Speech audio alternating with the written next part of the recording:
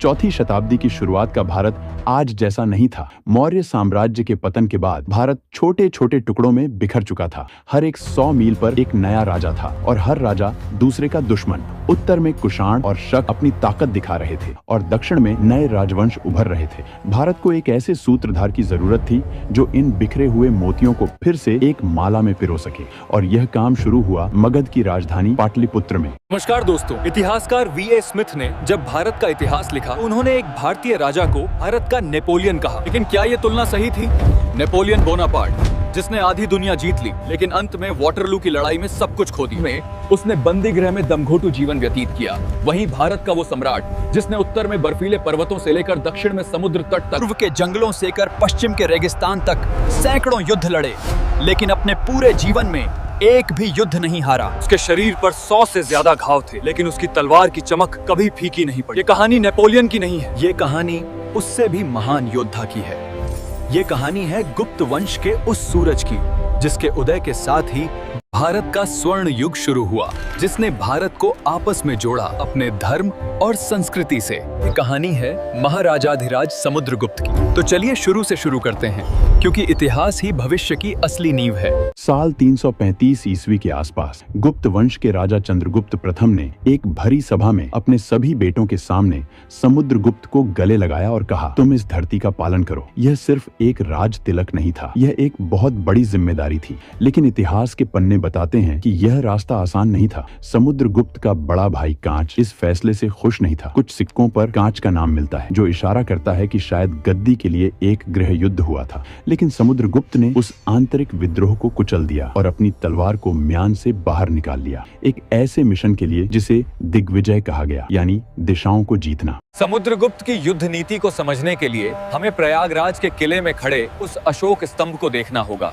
जिस पर उनके दरबारी कवि हरिशेन ने एक लंबी कविता लिखी है, प्रयाग प्रशस्ति। ये सिर्फ तारीफ नहीं है, ये समुद्रगुप्त का वॉर लॉग है। समुद्रगुप्त जानते थे कि भारत को एक करने के लिए हर इलाकों में अलग रणनीति अपनानी होगी। सबसे पहले उनकी नजर पड़ी आर्यावर्त यानी उत्तर भारत पर। यहाँ उनकी नीति थी प्रसभोद्धरण यानी जड़ से उखाड़ फेंकना। उन्होंने अच्युत, नागसेन और गणपति नाग जैसे 9 शक्तिशाली राजाओं को हराया और उनके राज्यों को सीधे अपने साम्राज्य में मिला लिया। कुरुक्षेत्र से लेकर बंगाल तक गंगा यमुना के दोआब पर अब सीधा पाटलिपुत्र का शासन था। यह एक क्रूर लेकिन आवश्यक कदम था, क्योंकि केंद्र का मजबूत होना जरूरी था। लेकिन जब समुद्रगुप्त ने विंध्याचल के पर्वतों को पार किया और दक्षिण भारत की ओर कूच किया, तो उन्होंने दुनिया को अपनी असली कूटनीति दिखाई। यहाँ उनकी नीति बदल गई। इसे कहा गया ग्रहण मोक्ष अनुग्रह, यानी पहले दुश्मन देश पर कब्जा, फिर उसे हराओ और फिर दया करके उसे उसका राज्य वापस लौटा दो। यह एक मास्टर स्ट्रोक था। समुद्रगुप्त जानते थे कि पाटलिपुत्र में बैठकर 2000 किलोमीटर दूर कांचीपुरम या वेंगी पर शासन करना नामुमकिन है। इसलिए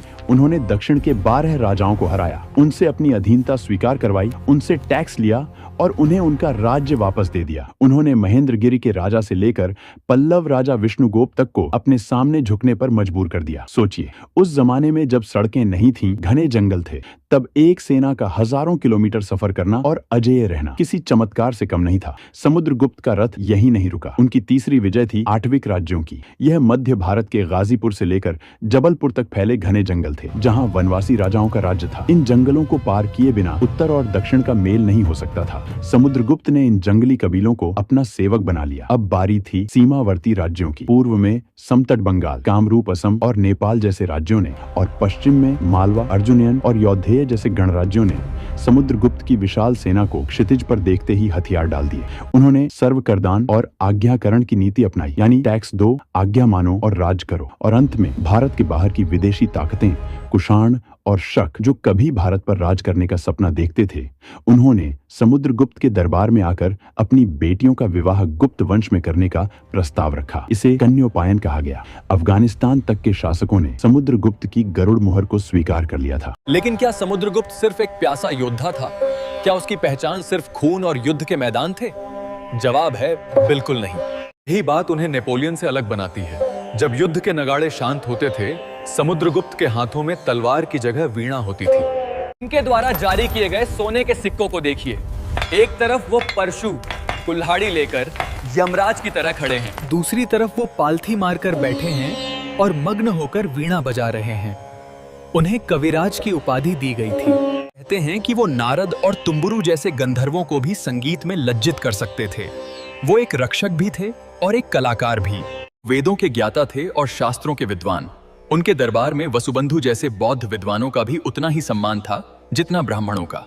ये वो दौर था जब तलवार की धार और कलम की स्याही दोनों ने मिलकर भारत की संस्कृति को गढ़ा। समुद्रगुप्त ने अपनी जीत का जश्न किसी आम तरीके से नहीं मनाया। उन्होंने सदियों से बंद एक प्राचीन वैदिक परंपरा को पुनर्जीवित किया। अश्वमेध यज्ञ, एक घोड़ा छोड़ा गया जिसके माथे पर गुप्त साम्राज्य की चुनौती लिखी थी। वो घोड़ा जहां जहां गया वो जमीन समुद्रगुप्त की होती गई। इस यज्ञ के बाद उन्होंने जो सिक्के जारी किए उन पर लिखा था अश्वमेध पराक्रम, यानी वो जिसके पास अश्वमेध जैसा पराक्रम है। उन्होंने सोने की अशर्फियां चलवाई जिनमें मिलावट न के बराबर थी। यह शुद्ध सोना इस बात का सबूत था कि भारत की अर्थव्यवस्था कितनी मजबूत थी। व्यापार रोम और चीन तक फैला था। रेशम मार्ग पर भारतीय व्यापारियों का दबदबा था। लोग घरों में ताले नहीं लगाते थे क्योंकि राज्य में समृद्धि और सुरक्षा दोनों थी। इसी को इतिहासकारों ने भारत का स्वर्ण युग, गोल्डन एज कहा है। समुद्रगुप्त का शासनकाल सिर्फ सीमाओं के विस्तार का नहीं था बल्कि भारतीय चेतना के विस्तार का था। उन्होंने वैष्णव धर्म को माना,